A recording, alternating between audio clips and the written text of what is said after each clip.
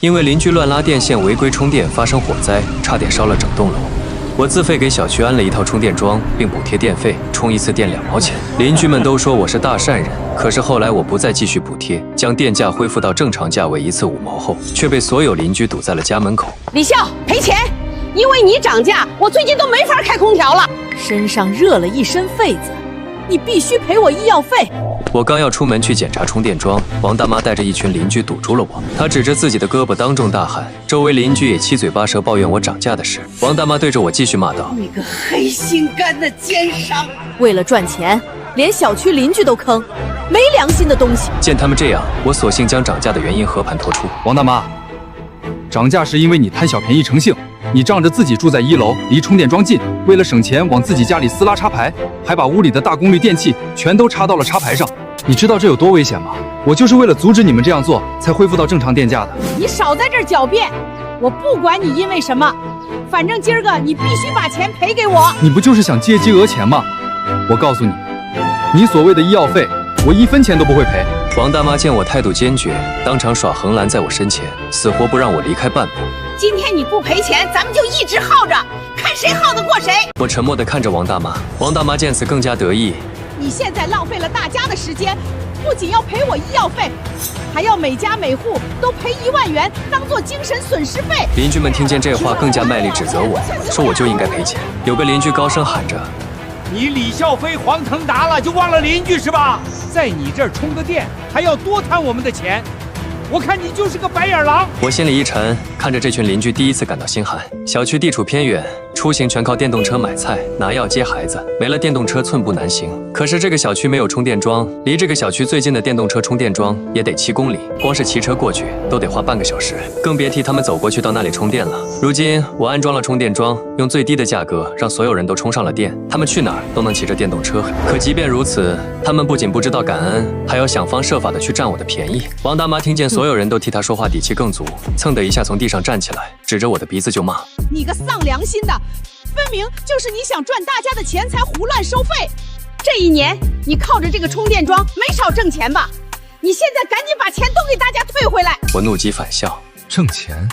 你们要是觉得我挣了你们钱，可以别来我这充，去那个离小区最近也有7公里的充电桩充。”听到这，有邻居立刻反驳：“你个黑心肝的东西，你不就是仗着我们现在只能在你这里充电，所以才敢乱涨价的吗？”他旁边的一个男人立马冲上前附和道：“对，就是，我看他分明就是想赚钱，想疯了，昧着良心挣咱们老百姓的血汗钱。”他们你一言我一语，仿佛只要他们的声音够大，就能将我淹死在这片沸腾的讨伐声中。可他们忘了，我当初是因为顾念着父母和小区的安全问题，才会自费装充电桩，并且我安装的这个充电桩是目前市面上最好的，从购买到安装都是我亲自盯着，每年的维保费也是我交的，还要时不时自己过来检查维修。就他们给的那点充电钱，根本就是9牛1毛，别说挣钱了，自从安了它，我每年都往里贴钱。如今这些占了便宜的邻居不但不领情，还恶意讹我钱，甚至为了拿到钱连脸面都不要。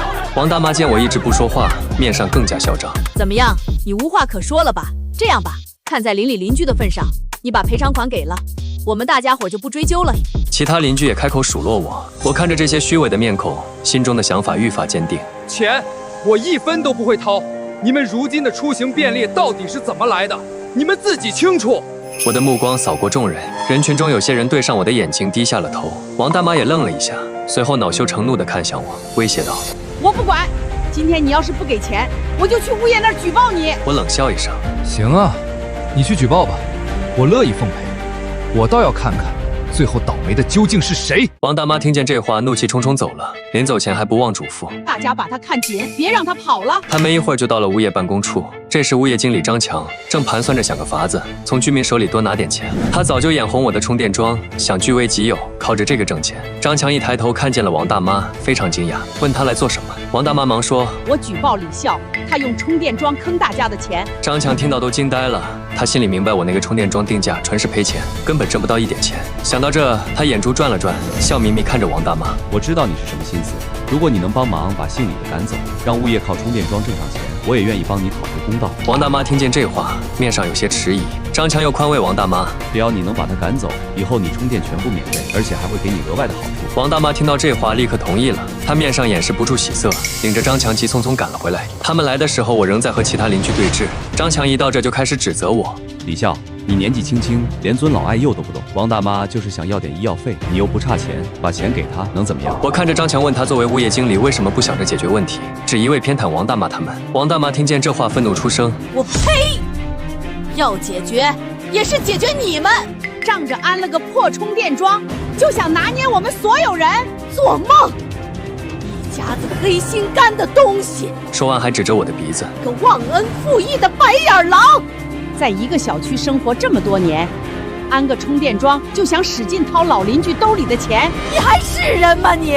我听见这话，心里的怒火不断升腾。张强看着我的样子，让我消消火，最后又一脸意味深长说：你就算不为自己考虑，也该为你爸妈考虑，把邻居们得罪死了，以后你爸妈在小区里还能安生吗？我眼神凌厉看向张强，你威胁我？张强笑了笑，是不是威胁？那要看你怎么选了。看着他们这样子，我心里震惊，不懂人怎么能这么无赖？我不禁想起了我安充电桩的初衷。当时我刚刚发家，在汤面一城买了房子，以居住环境更加舒适为由，让爸妈搬走。可这一想法却遭到了老两口的否定。我们老两口在这儿住了这么久，跟老邻居都有了感情，哪能说走就走？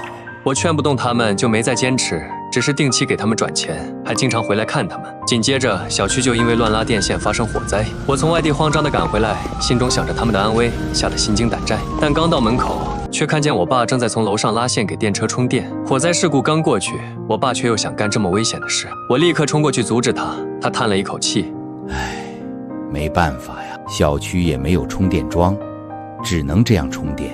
他们没有能充电的地方，所以冒着危险也要充。我决定从源头解决问题，安个充电桩，让大家都能安全充上电，这才有了现在的便民充电桩。王大妈见我气势弱下来，立刻像抓住我的小辫子一样。你骗了大家这么多钱，今个不给钱，就全家滚出小区！我一脸惊讶，有点没反应过来，迟疑地问：你想赶我走？见了我的反应，王大妈更加来劲：赶走你怎么了？你们一家骗子，早就该走了，赖着在小区里。除了祸害人还能干什么？我心里气愤不已，看向周围邻居，问他们：你们也是这样想的吗？他们却低着头默不作声。钱奶奶，从前您舍不得充电，去镇上卖菜要走1个小时，回来总说腿疼，现在骑电车20分钟就到了，腿也不疼了。周阿姨，您从前早上送孙子上学总迟到，害得孩子被批评，请家长，还为此让你儿媳妇丢了工作，现在送孩子很方便吧？还有吴大爷，您心脏不舒服，之前跑着赶公交差点出事，现在骑电3轮出门，再也不用赶公交了吧？我给你们提供便利，现在要被赶走了，你们一句话也不说吗？依旧没人说话，我满眼讽刺地看着他们。你们可真是我的好邻居啊！说罢，我转身就把门关上了。门外刚开始还有人不死心，一直敲门，最后见我怎么都不回答，渐渐都走了。爸妈买菜回来后，我把邻居们的行径跟我爸妈说了。我妈听完我说的话，眼里满是不可置信。以前和和善的老邻居，怎么都变成这样了？我爸则一语道破其中缘由：升米恩，斗米仇。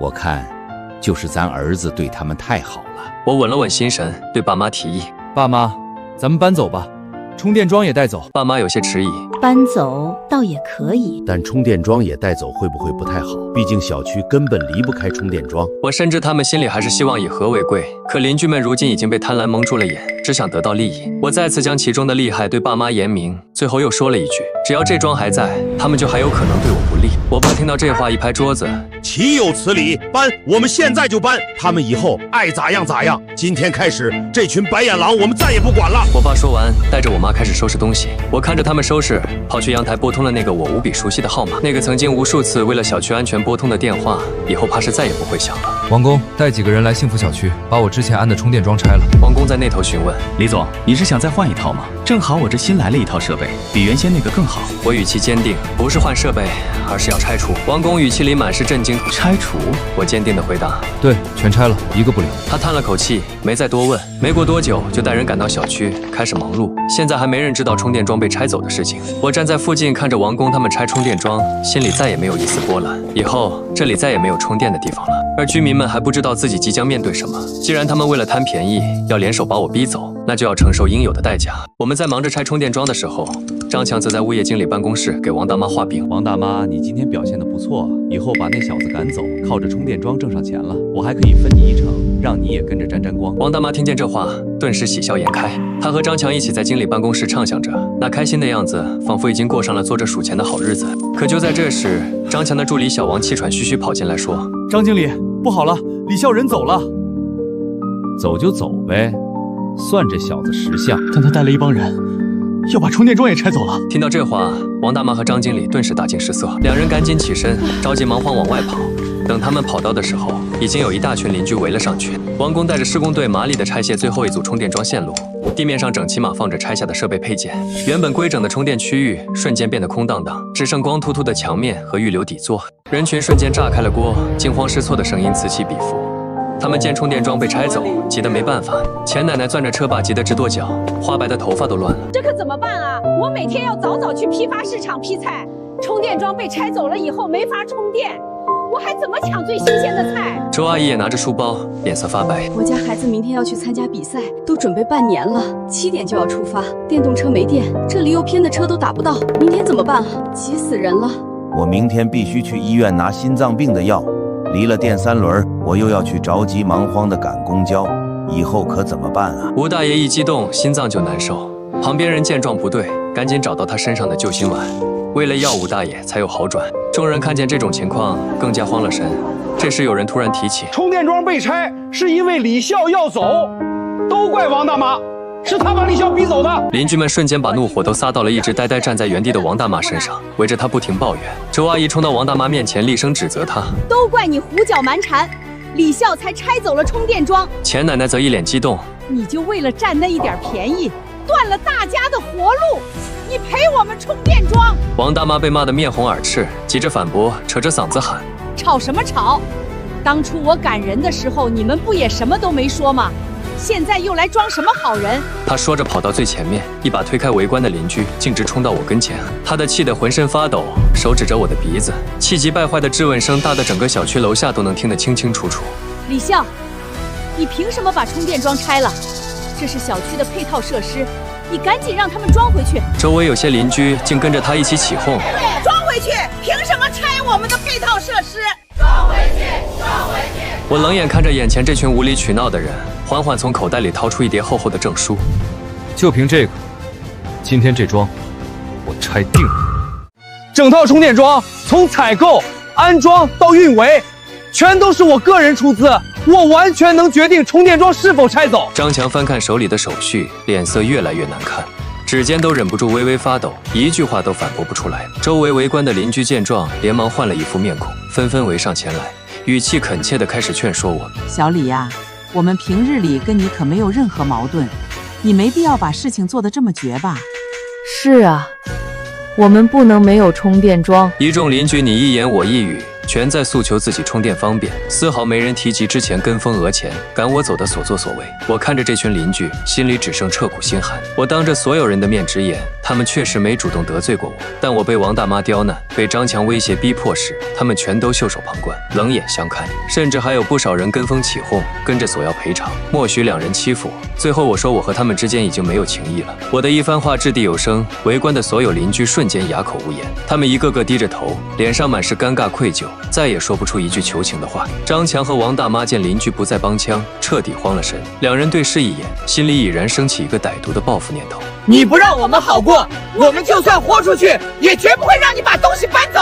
我懒得再跟耍无赖的王大妈和满心算计的张强多费口舌，转头示意王工带领施工队加快拆卸收尾工作，尽快清运所有设备。爸妈已经收拾好所有行李物品，搬家货车就停在小区门口，随时等候出发去往新家。我陪着爸妈慢慢往小区门口走去，全程没有再回头看一眼，这个让我彻底心寒、恩将仇报的地方。身后的王大妈死死盯着我们的背影，眼神里满是怨毒。他的嘴里不停低声咒骂，发泄着心里的不满和不甘。张强站在一旁，脸色阴沉似水。他想靠着充电桩牟利的美梦彻底破碎，满心盘算着后续如何拿捏小区邻居。他们原本以为把我逼走就能白嫖整套充电桩，靠着我的充电桩坐享其成，躺着赚钱，到头来却是竹篮打水一场空。围观的邻居看着空荡荡的充电区，想到以后充电要奔波7公里，心里又悔又气，却没人敢上前阻拦我们。等我和爸妈坐上进搬家车，车子缓缓驶离幸福小区的那一刻，我心里积压许久的憋屈和烦躁瞬间一扫而空。我终于摆脱了这群忘恩负义的邻里和贪得无厌的物业，往后再也不用做这种搭钱不得好的事情了。车子开走没多久，小区里的风向就彻底变了，邻居们的怨气瞬间从我身上彻底转移到了张强和王大妈两人身上。最先发难的是经常骑电动车接送孩子的几户业主，充电桩没了，你们必须想办法解决充电问题。有人说自己接孩子经常用充电桩，没了充电桩根本不行。钱奶奶也忙附和，说自己每天都要骑车卖菜，没有充电桩充电简直寸步难行。吴大爷也说另一个充电桩太远了，根本没办法每天跑过去充电。还有一些邻居也接话，说离上班的地方远，不能没有充电桩，让张强赶紧想办法。见有人起头，紧接着其他邻居也纷纷加入，所有人都把没了充电桩、充电要跑远处的火气全都撒在了张强和王大妈身上。张强见事态紧急，连忙安抚：“我会尽快想办法解决，大家先在7公里外的充电桩充电吧。”邻居也没办法，只能先回去。可接下来的日子，王大妈和张经理就惨了。王大妈出门买个菜都能被邻居冷脸相待，有人当面指责她贪心不足，好好的便民设施硬是被她做没了。还有人偷往张大妈家门口扔垃圾，就连往日里围着王大妈附和起哄的邻里，如今也全都翻脸不认人，没人再愿意跟她多说一句话，也没人再帮她站队撑腰。张强被邻居轮番轰炸，每天都被堵在物业办公室不得安宁，上班下班都被人念叨指责，日子过得焦头烂额。原本算计想赚大钱的计划泡汤了，偷鸡不成蚀把米，如今反倒成了小区人人喊打的过街老鼠。在这样的情境下，王大妈和张强互相怨恨对方，心里都憋着一团火。王大妈第一个忍不住，转头就去找张强对峙，她把所有过错全都推到了物业经理身上。要不是你怂恿我，我根本不会闹这事儿。现在好了，全小区都针对我们，你必须给我想办法解决。渐渐的，有邻居嫌路途遥远偷懒，又开始像从前一样撕拉电线、楼道飞线充电，把小区消防安全再次抛到脑后。不少人看到飞线充电，都想起之前差点烧整栋楼的火灾险情，心里忐忑不安，生怕意外再次发生。大家被逼得没办法，集体联名去找张强施压，要求物业尽快给小区重新安装公共充电桩，解决刚需难题。张强被业主逼得走投无路，每天都被轮番催促骚扰，再不解决充电桩问题，物业工作根本无法正常推进。他思来想去，心里又打起了歪主意，打算借着安装充电桩的机会，再狠狠从全体业主身上捞一笔黑心钱。张强打定主意后，立刻在业主群发布通知，声称物业愿意出钱1半的钱安装新充电桩，尽快解决大家充电难题。但是物业经费不足，想要安装一个好的充电桩，得花更多的钱，让小区的住户每户凑2000块给物业。邻居们看到通知，又开始了新一轮抱怨。有个邻居当即指责张强不愿意交钱，张强立刻回应：不愿意交钱也行，我用1半的钱买次品充电桩，到时候发生意外就别怪我了。他还说不交钱就没办法解决这件事，只能让他们每天在7公里外充电了。最后他还说装作公正的样子说：我也不逼你们，你们自己看着办吧。邻居们看着张强无赖的样子，也没了办法。为了能恢复就近充电，不用再长途奔波，同意了这个决定。我在新家刷到小区业主群的消息，一眼就看穿了张强的黑心算计。张强分明就是想借着安装充电桩这件事情大捞一笔。我静静看着群里邻居欢呼雀跃附和，甚至他们很快就会为自己当初的冷漠跟风付出实打实的沉重代价。果不其然，张强借着安装充电桩的由头，在小区召开业主临时会议，当着所有邻居的面掏出了收款2维码，让大家交钱。他脸上一副大公无私的样子。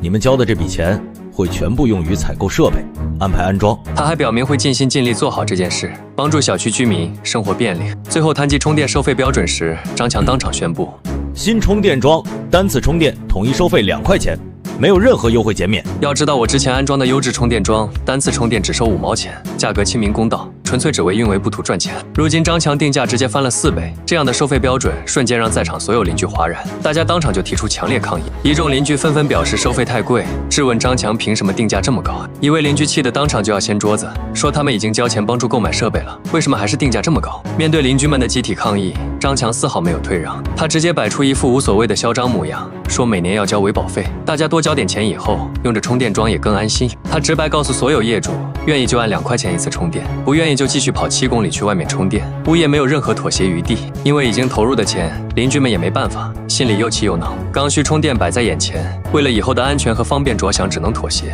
根本没有多余的选择空间。邻居们要是不接受高价收费，就只能每天风吹日晒，长途奔波充电，费时费力，还耽误日常出行生活。邻居们万般无奈之下，只能一个个不情不愿点头同意，不再继续抗议反驳。张强见所有人都妥协听话，心里暗自窃喜，自己赚钱的计划第一步已经顺利落地达成。为了最大限度压缩成本，张强每采购正规合格、质量有保障的品牌充电桩设备。他找了小作坊生产的3无劣质充电桩，价格低廉，没有安全检测，售后运维全无，省下来的钱都到了他自己的口袋。不仅如此，张强还1分钱维保费都不肯花，不做定期检修，不查线路隐患，只管装机收费，不管设备安全。张强从这件事情中谋取了很大的利益，为自己的机智沾沾自喜。可是也有细心的邻居发现，充电桩做工粗糙，材质劣质，私下里提醒张强设备不安全，怕后期出消防安全事故。张强压根不听劝告，还斥责邻居不懂装懂，最后随口敷衍几句糊弄过去，只顾着挣快钱，全然不顾全小区的用电安全。劣质充电桩很快就匆忙安装完毕，邻居们虽满心不情愿，但为了方便，只能硬着头皮高价充电凑合用。充电桩安装完成后，王大妈和张强在群里好一顿炫耀。某些人以为离了你，大家就活不了了吗？现在我们照样好好生活。还在群里拍了好几张充电桩的照片给我看。我看见充电桩的样子，提醒他们充电桩不好，劝他们尽快换掉。他们却以为我见不得他们好，在群里一唱一和，说我咸吃萝卜淡操心。既然他们都不在意，我也没再管这个事。新的劣质充电桩投入使用后，小区邻居每次充电都要花2块钱，心里个个憋着一股怨气。群里每天都很热闹，还有人忍不住开始怀念我之前5毛钱优质充电、安全靠谱，还定期检修的日子，心里后悔莫及。不少邻居私下聚在一起闲聊，都在吐槽当初不该跟风起哄、袖手旁观，更不该任由王大妈和张强把我赶走。如今好日子到头，不仅要高价充电，而且还没有安全保障，所有人都尝到了自己当初冷漠跟风种下的苦果，就连王大妈也没得到免费充电的福利。张强和王大妈闹掰后，本来想让他也2块充电，王大妈却物业闹了几次。张强说以后给王大妈专门留一个位子，1块钱充电。王大妈虽然心生不满，也没有办法，只得勉强同意。其他邻居看见张大妈有专属的充电位，每次充电还都比他们便宜，他们更是心生不满。凭什么始作俑者王大妈可以免费享用特殊待遇？小区邻里关系变得越来越紧张，互相猜忌，彼此埋怨，稍微一点小事就能引发激烈争吵。往日和睦的邻里关系没有了，而我在新家的生活安稳又舒心，远离了那些糟心邻里和贪财物业，日子过得清静自在，毫无烦恼。爸妈也彻底放下心结，适应了新家环境。我偶尔会刷到小区业主群的消息，物业经理张强因为我拆走充电桩，对我心生怨恨，经常在群里阴阳怪气。我对此没说什么，已经对那边的消息毫无波澜。可没想到，幸福小区的劣质充电桩运行没几天，各种小故障就接连不断，时不时跳闸断电、充电中断，问题频发。邻居们因此组织人去张强办公室里质问张强，张强每次都敷衍了事，简单糊弄2下就走，根本不做彻底排查维护。他一心只想着做收充电费用，压根不在乎设备故障和安全隐患，只要设备能勉强运行，就不管不顾。有好心业主再三提醒，劣质线路长期超负荷充电，极易引发短路起火，重演之前的火灾险情。张强依旧置之不理，觉得业主小题大做，他自认运气不会太差，不会轻易出事，执意不肯花钱整改维护。隐患日积月累，劣质充电桩的线路老化越发严重，内部零件持续超负荷运转，危险已然近在眼前。所有人都在勉强凑合用设备，没人敢直面风险。直到那天下午，王大妈照常去充电，没想到这次却出了大事，电流瞬间剧烈短路，发出砰的一声。王大妈被这一变故吓了一跳，回过神来的时候，她手里的充电器坏了，连带着电瓶都烧坏了。不仅是她的车，旁边好几辆正在充电的电瓶车都因为充电桩故障报废了，接连发出砰砰的爆裂声。王大妈见此情形，连连后退好几步，等声音平静下来，她才敢上前查看。这一查，发现自己的电动车完全不能用了。王大妈心疼又暴怒，当场坐在地上撒泼大哭，哭喊着让物业赔钱赔偿损失。其他邻居听见这边出事，连忙跑过来查看。几个坏了车子的邻居怒火中烧，齐刷刷朝着物业办公室冲去，要找张强讨要说法和赔偿。我在新家从业主群的视频和照片里看到现场情况，只是淡淡扫了一眼，心里没有丝毫同情，全是因果轮回。当初我装优质充电桩，定期检修，严防火灾，没人领情，反倒被刁难讹钱。如今劣质设备出事，全是他们自找苦吃。张强得知充电桩起火，多辆电动车被烧，瞬间慌了神，心里清楚这次责任全在自己，根本推脱不掉。他当初为了省钱采购3无劣质设备，不肯花1分钱运维检修，如今出事，所有赔偿责任都要物业承担，可他根本拿不出这么多钱。张强第一时间想推卸责任，打算把锅甩给设备厂家，可小作坊3无厂家根本找不到人，售后维权全无。这下张强彻底没了退路，躲在物业办公室不敢出门，也不敢面对上门讨要赔偿的王大妈和一众邻居。王大妈带头冲到物业门口，拍门大喊怒骂，态度比当初讹我钱的时候还要蛮横泼辣，情绪极度激动。张强，你赶紧出来赔钱！劣质充电桩烧了我的车，你不赔我今天就坐在你物业办公室门口不走了。张强听到这话不想开门，他深知王大妈无赖的性子，没理还要硬占3分，现在有理更要狠狠讹诈他一笔。可是他不开门也没办法，王大妈和一众邻居铁了心一直拍门，他也不可能躲在办公室永远不出去，虽把门打开了。开门之后，王大妈率先发难，质问张强现在到底该怎么办。张强虽然慌张，但也强迫自己镇定下来，说可以给每户坏了车子的业主赔偿一般的修车钱。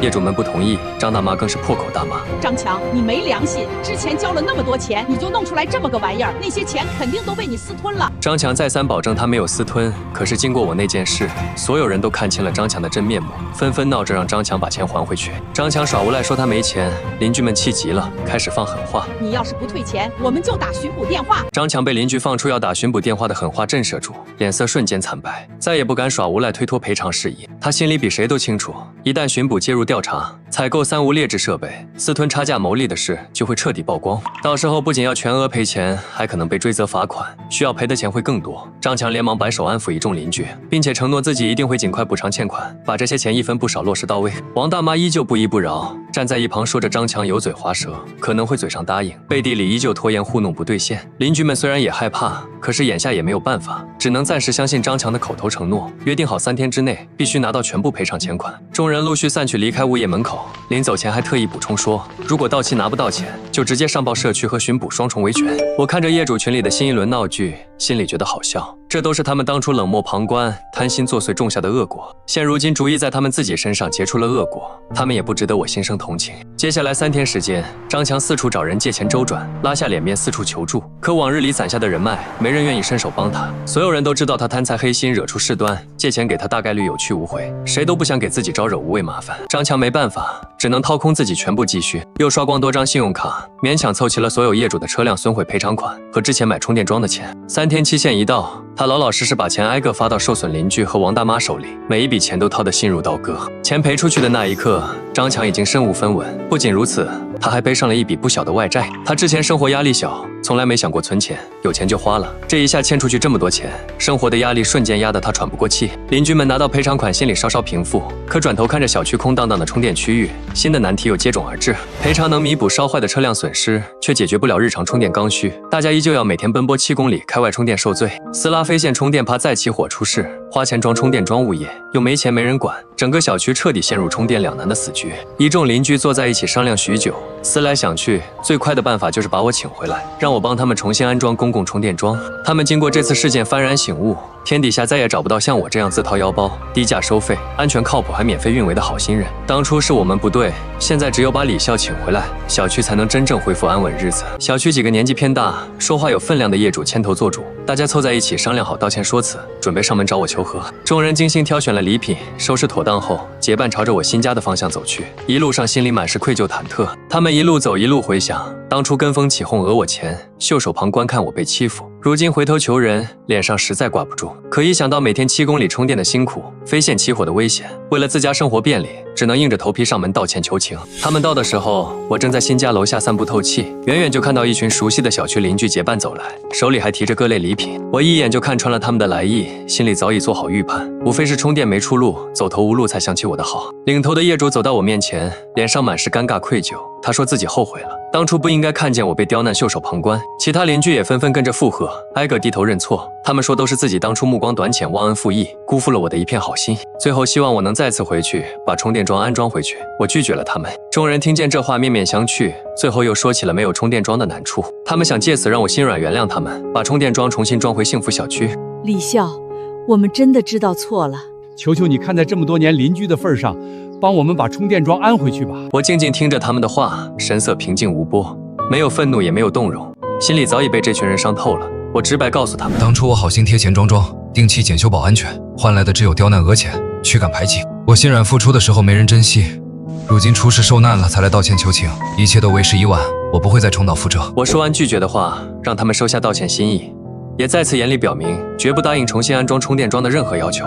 邻居们见我态度坚决不肯松口，脸上满是失落焦急，不停说好话求情，可我始终立场坚定不退步。我明确告知他们，善意只有给懂得感恩的人才有价值，给忘恩负义的人帮忙，只会再次被反咬一口。这群邻居见状，只能带着礼品满心失望的返程回小区，心里后悔的情绪愈发浓烈，却毫无办法。他们回去之后，把我拒绝的消息告知全体业主，所有人都陷入沉默，没人再敢抱怨，只怪当初自作自受。而张强得知邻居们上门求我附装充电桩的时候，心里瞬间滋生出极度扭曲的怨恨和歹毒算计。他把自己赔钱欠债、落魄潦倒的所有遭遇，全都一股脑怪罪到我头上，决心要狠狠报复我，出口恶气。可恶的李笑，你害我负债累累，自己却过着好日子，我不会放过你的。张强整日躲在物业办公室，看着自己欠下的一堆外债账单，越想越气，满心怨念全都对准了我。在他扭曲的认知里，若不是我当初不肯妥协赔钱，执意拆掉充电桩，他根本不会贪心入局，更不会落得如今负债累累。他完全忽略自己贪财谋利、采购劣质设备的过错，把所有罪责全都推卸到我身上，一心只想报复抹黑我。张强心里打定歹毒主意，掏出手机在网上花钱雇佣大量水军，想要全网造谣抹黑我的名声和人品。他精心编造虚假谣言，谎称我当初安装的充电桩质量不合格，说我的充现状私自偷电损车，害得邻居电动车损坏，还捏造虚假事实，对外宣称我不负责任，甩手走人，留下烂摊子让物业兜底赔钱，害他背负巨额债务破产。水军拿到文案后，立刻在各大社交平台、本地论坛疯狂发帖扩散，带节奏歪曲事实，煽动不明网友情绪。一时间，网上全是抹黑诋毁我的负面言论，断章取义的帖子到处传播，刻意把我塑造成黑心无良商人形象。很多不明真相的网友被水军带偏节奏，不分青红皂白就在评论区跟风谩骂，肆意诋毁我的名誉。我成了网络上人人喊打的黑心商人，我的公司也因此受到名誉损伤。一时间，所有恶意都涌向了我，我很快就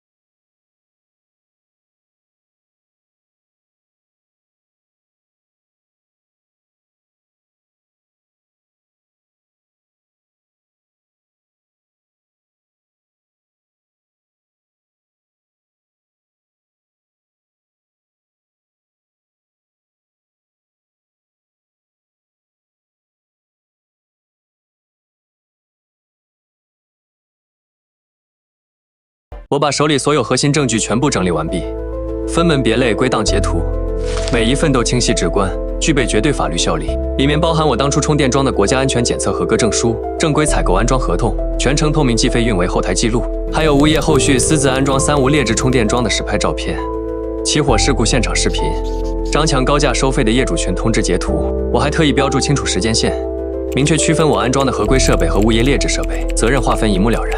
做好所有准备工作后，我注册好社交平台账号，编辑好长文，条理清晰还原整件事的来龙去脉。我没有添油加醋、情绪化控诉，只客观陈述事实，配上所有真实证据，逐字逐句驳斥张强的全部造谣谎言。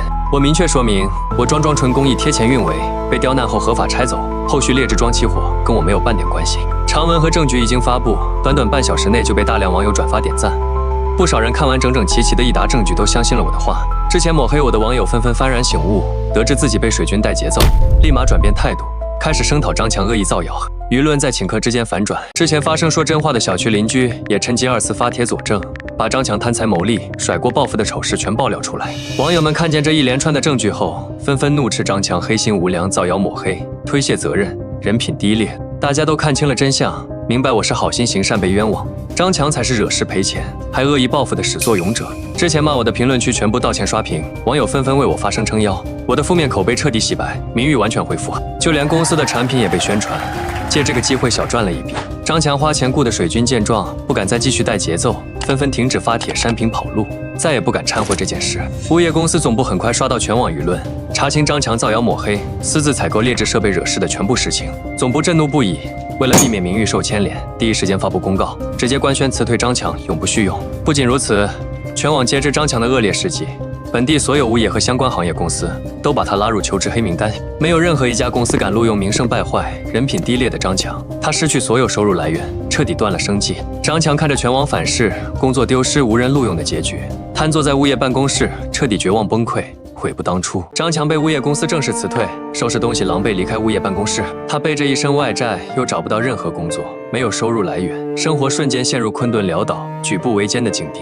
往日里嚣张跋扈的物业经理，如今成了落魄闲人。小区邻居们